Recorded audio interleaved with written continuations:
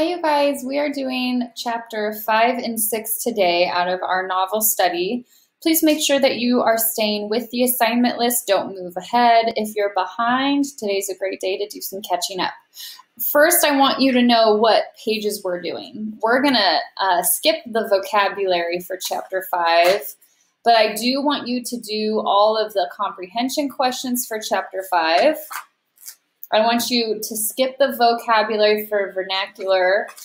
I want you to do the vocabulary for chapter 6, and I want you to also do the comprehension for chapter 6. So today's assignment after you listen to my reading is chapter 6 comprehension, chapter 6 vocabulary, so there's like a word search, and then the only other one is comprehension for chapter 5. Those are the only 3 pages you're doing today for Old Yeller. So go ahead and get your book. I'm going to go ahead and start reading chapter 5 and 6 for today. Here we go.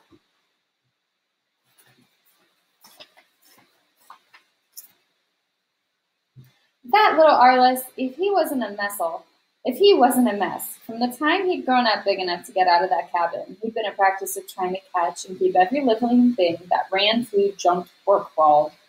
Every night before Mama let him go to bed, she'd make Arliss empty his pockets of whatever he'd captured during the day. Generally, it'd be a tangled-up mess of grasshoppers and worms and praying bugs and little rusty tree lizards. One time, he even brought in a horned toad that got so mad he swelled out round and flat as a Mexican tortilla and blooded the eyes. Sometimes it was stuff like a young bird that had fallen out of its nest before it could fly, or a green-speckled spring frog, or a striped water snake. Once he turned out of his pocket a wadded-up baby copperhead that nearly threw Mama into spasms. We never did figure out why the snake hadn't bitten him, but Mama took no more chances on snakes. She switched Arliss hard for catching that snake. Then she made me spend better than a week taking him out and teaching him to throw rocks and kill snakes. That was all right with little Arliss. If Mama wanted to kill his snakes first, he'd kill them, but that still didn't keep him from sticking them in his pockets along with everything else he captured that day. The snakes might be stinking by the time Mama called on him to empty his pockets, but they'd be dead. Then, after the yeller dog came, little Arliss started catching even bigger game, like cottontail rabbits and chaparral birds and a baby possum that sold and laid like dead for the first several hours until he finally decided that Arliss wasn't going to hurt him. Of course, it was Old Yeller that was doing the catching. He'd run the game down and turn it over to little Arliss. Then little Arliss could come in and tell Mama a big fib about how he caught it himself. I watched them one day when they caught a blue catfish out of Birdsong Creek. The fish had fed out into water so shallow that his top fin was sticking out. About the time I saw it, Old Yeller and little Arliss did too.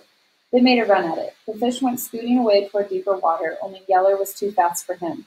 He pounced on the fish and shut his big mouth down over it and went romping to the bank, where he dropped it down on the grass and let it flop. And here came little Arliss to fall on it, like I guess he'd been doing everything else. The minute he got his hands on it, the fish finned him, and he went to crying.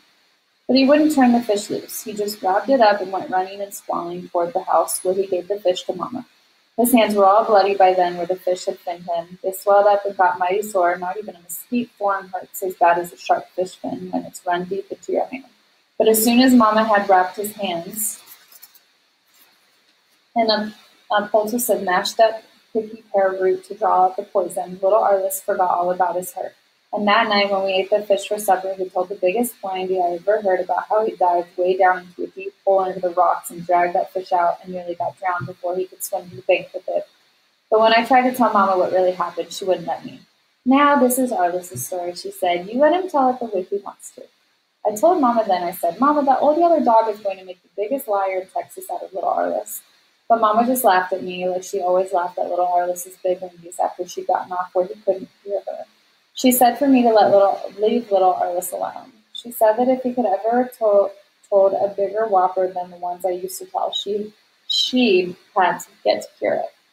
Well, I hushed then. If Mama wanted little Arliss to grow up to be the biggest liar in Texas, I guess it wasn't any of my business. All of which I figured is what led up to little Arliss's catching the bear. I think Mama had let him tell so many big yarns about his catching that game that he began to believe them himself. When it happened, I was down the creek a ways, splitting rails to fix up the yard fence where the bulls had torn it down. I'd been down there since dinner, working in a stand of tall, slim post oaks. I'd chop down a tree, trim off the branches as far as up as I wanted, then cut away the rest of the top. After that, I'd start splitting the log. I split the log by driving steel wedges into the wood. I'd start at the big end and hammer in a wedge with the back side of my axe. This would start a little split running lengthways of the log. Then I'd take a second wedge and drive it into the split. This would split the log further along and at the same time loosen the first wedge. I'd then knock the first wedge loose and move it up in front of the second one. Driving one wedge ahead of the other like that, I could finally split a log in two halves. Then I'd go to work on the halves, splitting them apart. That way, from each log, I'd come out with 4 rails. Swinging that chopping axe was sure hard work. The sweat poured off me, my back muscles ached, the axe got so heavy I could hardly swing it, and my breath got harder and harder to breathe. An hour before sundown, I was worn down to a nub. It seemed like I couldn't hit another lick. Papa could have lasted till past sundown, but I didn't see how I could. I shouldered my axe and started toward the cabin, trying to think of some excuse to tell Mom and keep her from knowing I would play clear out. That's when I heard little Arliss scream. Well, little Arliss was a screamer by nature. He'd scream when he was happy and scream when he was mad, and a lot of times he'd scream just to hear himself make a noise. Generally, we paid no more mind to his screaming than we did to the gobble of a wild turkey. But this time was different. The second I heard his screaming, I felt my heart flop clear over. This time I knew little Arliss was in real trouble. I tore out up the trail leading toward the cabin. A minute before, I'd been so tired out with my rail splitting that I couldn't have struck a trot. But now I raced through the tall trees in that creek bottom, covering ground like a scared wolf. Little Arliss's scream, when it came, was louder and shriller and more frantic sounding than the first. Mixed with it was a whimpering, crying sound that I knew didn't come from him.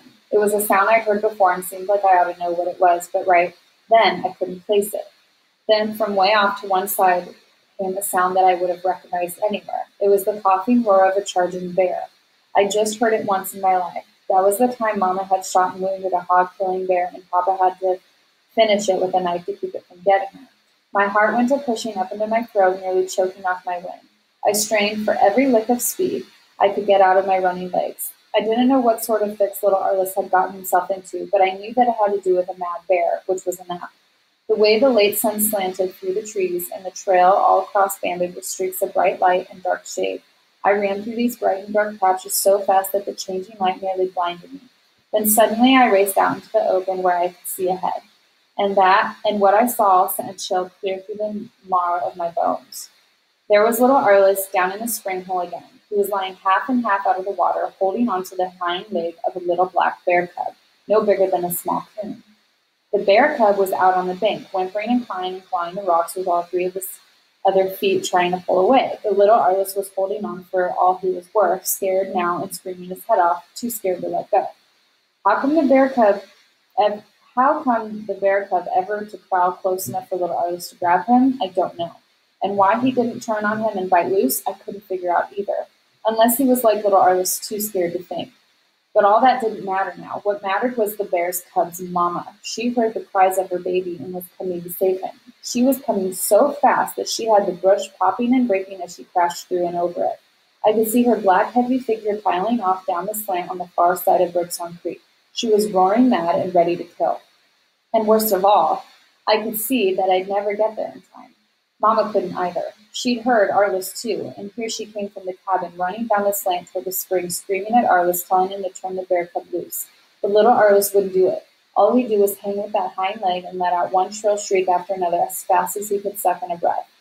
Now the she-bear was charging across the shallows in the creek. She was knocking sheets of water high in the bright sun, charging with him fur up and her long teeth bared, filing the canyon with that awful coughing roar, and no matter how fast Mama ran or how fast I ran, the she-bear was going to get there first.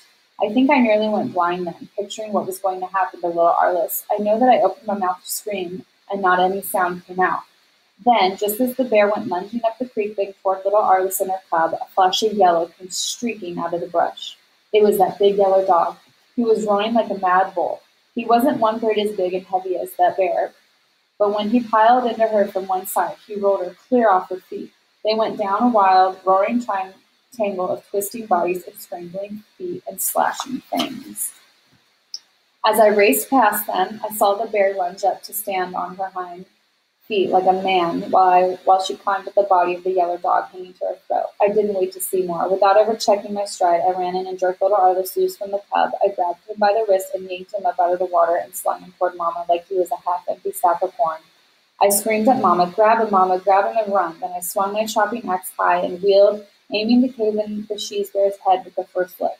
But I never did strike. I didn't need to. Old Yeller hadn't let the bear get loose enough. He couldn't handle her. She was too big and strong for that.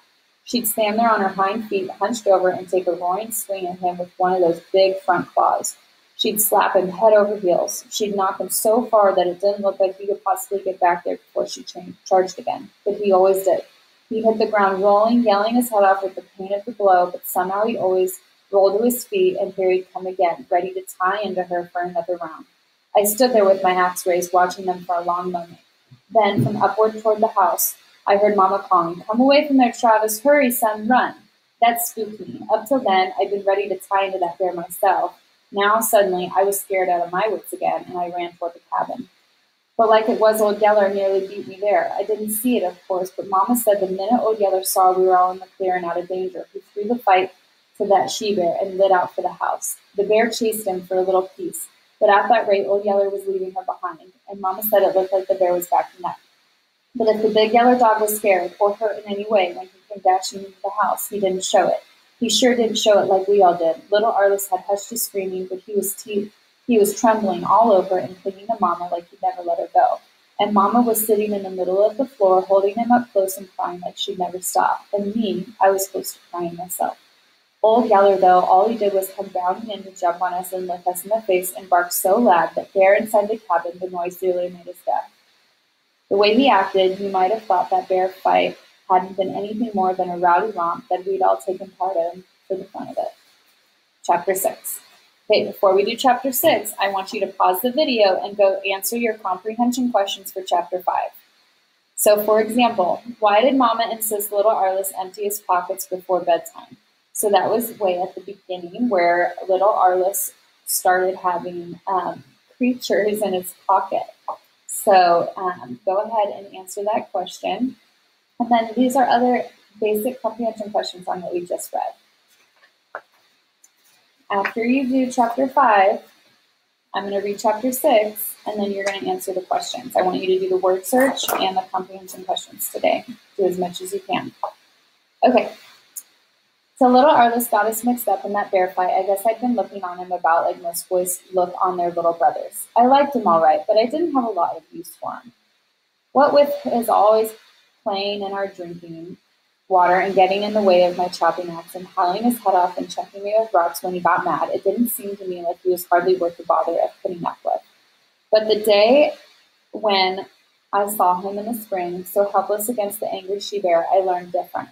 I knew that then I loved him as much as I did Mama and Papa, maybe in some ways even a little bit more. So it was only natural for me to come to love the dog that saved him. After that, I couldn't do enough for Old Yeller. What if he was a big, ugly, meat-stealing rascal? What if he did fall over and yell bloody murder every time I looked crossways at him? What if he had run off when he ought to have helped with the fighting bulls? None of that made a lick of difference now. He pitched in and saved little Arliss when I couldn't possibly have done it, and that was enough for me. I petted him and made over him till he was wiggling all over to show how happy he was. I felt mean about how I treated him and did everything I could to let him know. I searched his feet and pulled out a long mesquite thorn that had become embedded between his toes. I held him down and had Mama hand me a stick with a coal of fire on it so I could burn off the big bloated ticks that I found inside one of his ears. I washed him with lye soap and water, then rubbed salty bacon grease into his hair and all over to rub up the fleas.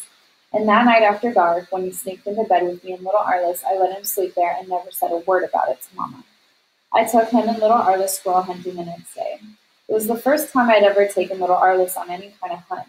He was such a noisy pest that I always figured he'd scare off the game. As it turned out, he was just as noisy and pesky as I'd figured.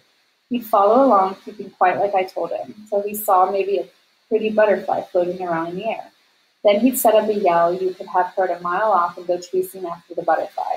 Of course, he couldn't catch it, but he would keep yelling at me to come help him. Then he'd get mad because I wouldn't and yell still louder. Or maybe he'd stop to turn over a flat rock. Then he'd stand yelling at me to come back and look at the yellow ants and centipedes and crickets and stinging scorpions that went scurrying away, hunting new hiding places. Once he got hung up in some briars and yelled till I came back to get him out. Another time he fell and stuck in his elbow on a rock and didn't say a word about it for several minutes, until he saw blood seeping out of a cut on his arm. Then he stood and screamed like he was being burnt with a hot iron.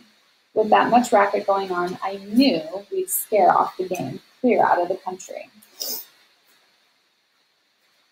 Which I guess we did, all but the squirrels.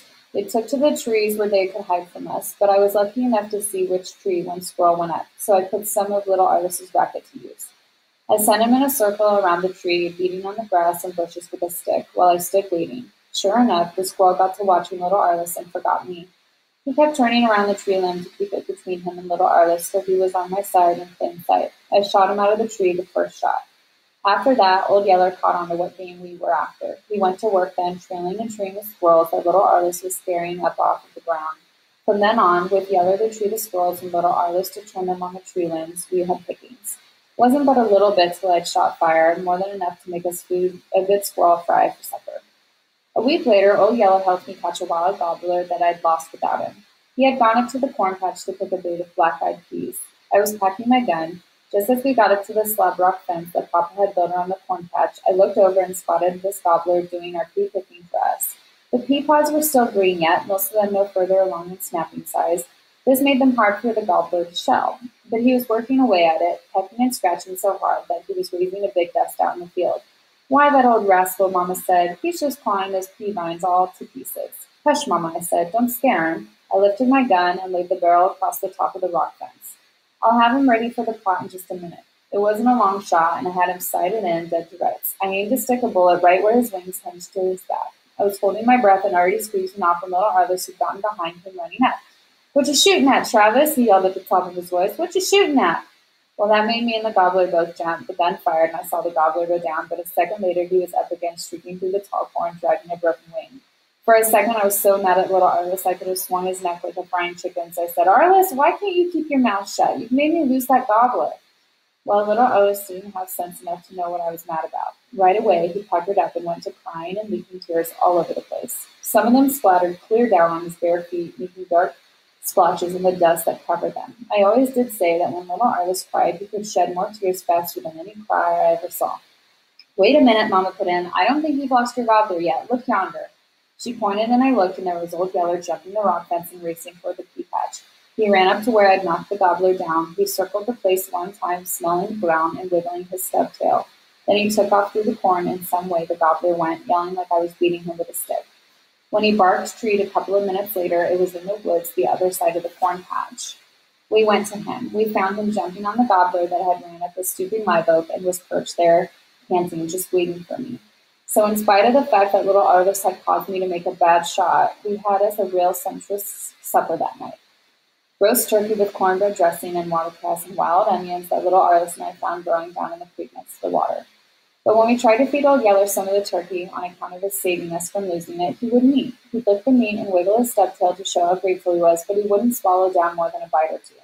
That puzzled Mama and me, because when we remembered back, he realized that he hadn't been eating anything we'd fed him for the last several days. Yet he was fat and with hair as slick and shiny as a dog eating 3 square meals a day. Mama shook her head. If I didn't know better, she said, I'd say that dog was sucking eggs. But I've got 3 hens setting and 1 with bitty chickens, and I'm getting more eggs from the rest of them than I ever gotten since last fall, so he can't be robbing the nests. Well, we wondered some about Old Yeller was living on, but didn't worry about it. That is, not until the day Bud Searcy dropped by the cabin to see how we were making out. Bud Searcy was a red-faced man with a bulging middle who liked to visit around the settlement and sit and talk hard times and spit tobacco juice all over the place and wait for somebody to ask him to move. I never did have a lot of use for him, and my folks didn't either. Mama said he was shiftless. She said that was the reason the rest of the men left him at home and to some sort to look after the women folks and kids while they were gone on the cow drive. She said the men knew that if they took Bud Searcy along, they'd never get to Kansas before the steers were dead with old age. It would take Searcy that long to get through visiting and eating with everybody between Salt Licks and Abilene. But he did have a little white-haired granddaughter that I sort of liked. She was 11 and different from most girls. She would hang around and watch what boys did. She liked showing how high they could climb in a tree and how far they could throw a rock or how fast they could swim or how good they could shoot. But she never wanted to mix in and try and take over and boss things. She just went along and watched and didn't say much. And the only thing I had against her was her eyes. They were big, solemn brown eyes and right pretty to look at. Only when she fixed them on me, it was always seemed like they looked clear through me and saw everything I was thinking. That always made me sort of jumpy, so that when I could, I never would look right straight into her. Her name was Lizbeth, and she came with her grandpa and Davy to visit us.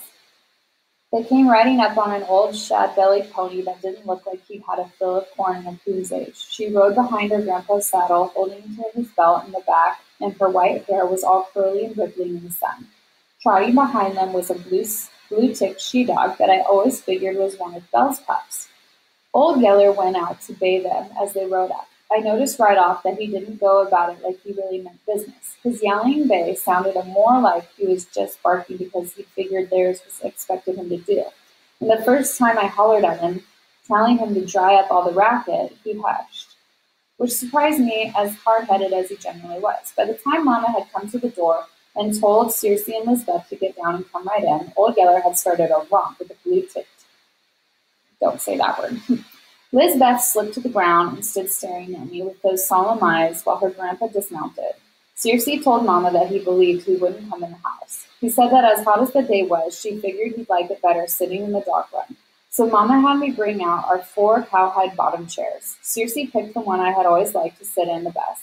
He got out a twist of tobacco and bit off a chew big enough to bulge his cheek and went to chewing and talking and spitting juice right where we'd all be bound to step in it and pack it around on the bottom of our feet.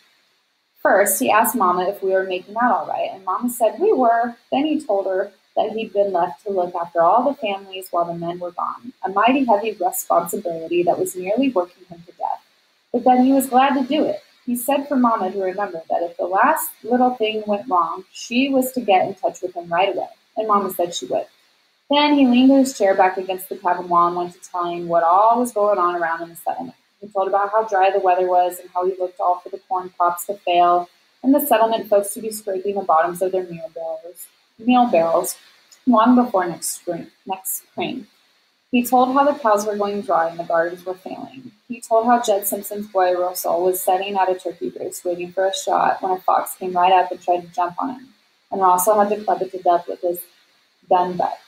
This sure looked like a case of hydrophobia to Circe, and as everybody knew that no fox in his right mind was going to jump on a hunter, which reminded him of an uncle of this that got mad dog bit down in the piney woods of East Texas. This was way back when Circe was a little boy. As soon as the dog bit him, the man knew he was bound to die, so he went and got a big log chain and tied one end to the bottom of the tree and the other end. And right there he slid the sickness out of him and lost his mind. He slobbered at the mouth and moaned and screamed and ran at his wife and children trying to catch them and bite them. Only, of course, the chain around his leg held him back, which was the reason he chained himself to the tree. And right then, chained that tree, he finally died and we buried him under the same tree. I'm going to pause right there because there's a lot going on. Okay, first of all, this word, the way that it's used in the book, is to talk about a female dog. This is not a word to use in other terms, so please disregard that and understand that this book is written in a different time. In addition, what's happening here? This is a very interesting part of the story. Bud Circe is telling Travis, Mama, and little Arlessa about a story of a man who got bit by an animal that was sick. The sickness in the animal spread to the sickness in this man, and that's why the man was tying himself to a tree so that he wouldn't hurt his family, okay? So you might have heard something like this before in real life. It actually has to do with what we call now rabies. Back then, they called it something else, so I just want you to know that's what they're talking about. Bud Circe sure hoped that we wouldn't have an outbreak of hydrophobia, so that's what they're talking about, hydrophobia, and salt licks, and all died before the men got back from Kansas. Then he talked a while about a panther that had caught and killed one of Joe Anson's colts, and how the Anson boys had put their dogs on the trail. They ran the panther into the cave, and Jeff Anson followed in where the dogs had more sense than to go, and got pretty badly panther mauled for his trouble, but he did get the panther. Circe talked till dinner time, said not a word all through dinner, and then went back to talking as quick as he swallowed down the last bite. He told how some strange varmint that wasn't a coyote, possum, skunk, or coon had recently started robbing the settlement blind, or maybe it was even somebody. Nobody could tell for sure. All they knew was that they were losing meat out of their smokehouse's eggs, out of their hens' nests, and sometimes even whole pans of cornbread that the women folks had set out to cool. Ike Fuller had been barbecuing some meat over an open pit and left it for a minute to go get a drink of water and came back to find that a 3 or 4 pound chunk of beef ribs had disappeared, like it had gone up in smoke. Salt Lick folks were getting pretty riled about it, Circe said, and guessed it would go hard with whatever or whoever was doing the raiding if they ever learned what it was. Listening to this, I got an uneasy feeling. The feeling got worse a minute later when Lizbeth motioned me to follow her off down to the spring. We walked clear down there with Old Yeller and the blue tick dog following with us before she finally looked up at me and said, "It's him." "What do you mean?" I said. "I mean, it's your big yellow dog," she said. "I saw him."